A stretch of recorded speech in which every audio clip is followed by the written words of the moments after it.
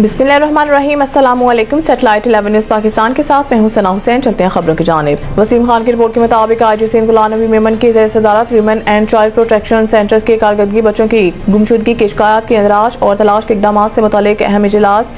IGP शिकायती cell बच्चों के गुमशुदगी और अगवा से मुतालिक डाटा और मालूमात ज़ारा अलर्ट पर फराहम करेगा। शोबा इंसानी हकूक़ बच्चों की गुमशुदगी और अगवा से मुतालिक FIR के इंदराज को मुमकिन बनाने और केसेस की पैरवी का जिम्मेदार होगा। इजलास में फैसला। सेंट्रल पुलिस ऑफिस कराची में मुनक़िद इजलास में CPLC chief Zubair Habib, DIG crime and investigations establishment, ITCIA headquarter समेत शोबा तफ्तीश के अफसरान ने शिरकत की।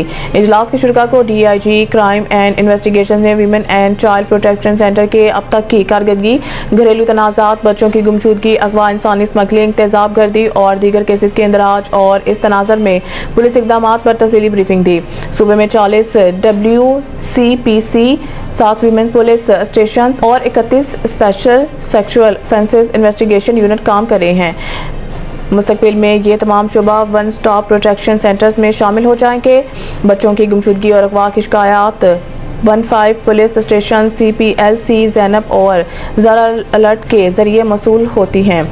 ब्रीफिंग बच्चों की गुमशुदगी के इतला ज़ारा और ज़ैनब अलर्ट के ज़रिए मुतलका ज़िली पुलिस अफसरान को भेजी जाती है। CPLC chief